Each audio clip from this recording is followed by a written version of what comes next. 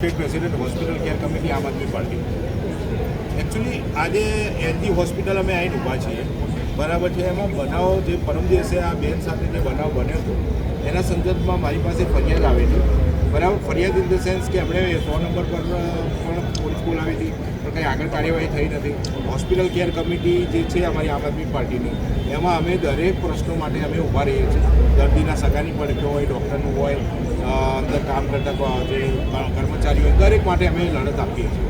હવે એલજી હોસ્પિટલનું જે અમે વાતાવરણ જોયું કે આ બેન એકલા હતા, એકલા બેન ઉપર જે હાથ ચાલિત કરવાની એના સ્ટાફના ઘણા લોકો જે ગુંડા તત્વો જેવું કહેવાય ને, ગુંડા તત્વો જેવું ડૉક્ટર થઈને અને ડૉક્ટર હોસ્પિટલનો સ્ટાફ થઈને જે શરમજનક કાર્યવાહી કરી, એના માટે જ અમારે ખાસ આવવું પડ્યું.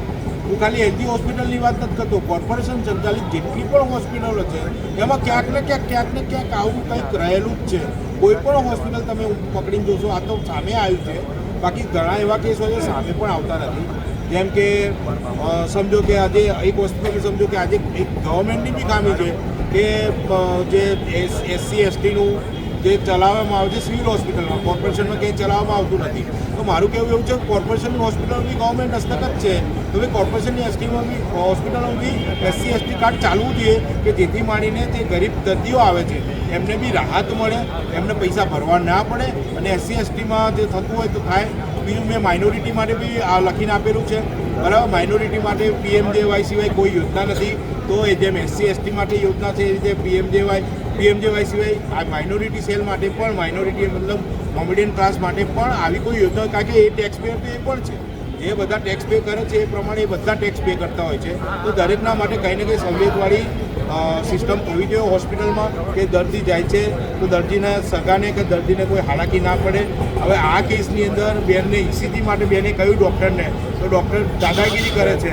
અહીંયા અત્યારે અમે રાઉન્ડ માર્યો અંદર તો ઘણી એવી હાલત ટોળા વળેલા છે, પણ ડૉક્ટરનું ધ્યાન એટલું બધું હોતું નથી. ખાસ એટલા માટે સિક્યુરિટી સ્ટાફ જેનો બી કોન્ટ્રાક્ટ હશે, અમે બોલાવડાવ્યો છે અહીંયા એસો આવે છે, વાત કરીએ છીએ, જેનો બી સિક્યુરિટી સ્ટાફ હશે અમે તાત્કાલિક મેં એને અહીંથી હટાવવાની માગણી કરીશું. કોર્પોરેશનમાં હું લખીને આપીશ કે ભાઈ એલજી હોસ્પિટલનો કે કોઈ પણ હોસ્પિટલનો સિક્યુરિટી સ્ટાફ જો કોઈ સારી રીતે વ્યવહાર ના કરતો એને તાત્કાલિક ધોરણે હટાવવામાં આવે.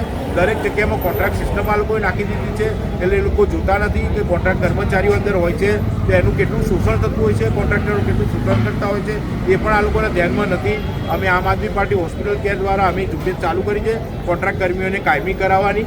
એ અમે ઝુંબેશ ઉપર અમે અડગ છીએ, અમે આગળ વધીએ છીએ. પણ આવા જે કેસ આવે છે એ ખરેખર એક સમાજ માટે શરમજનક કહેવાય, અને હોસ્પિટલ માટે તો એકદમ શરમજનક કહેવાય. કોઈ પણ સમાજની બહેન હોય કે કોઈ પણ સમાજનો ભાઈ હોય, પણ હોસ્પિટલનો દરવાજો ક્યારે જોતો હોય છે કે જ્યારે કંઈ તકલીફ પડતી હોય છે ત્યારે હોસ્પિટલનો દરવાજો જોવે. કોઈ પિકનિક પ્લેસ નથી હોસ્પિટલ, કોઈ ફરવા આવતું નથી, તો સિક્યુરિટી સ્ટાફ બી બહુ બદતમીજી કરતા હોય છે. આ બેનનો મોબાઈલ છીની લેવાની કોશિશ કરી.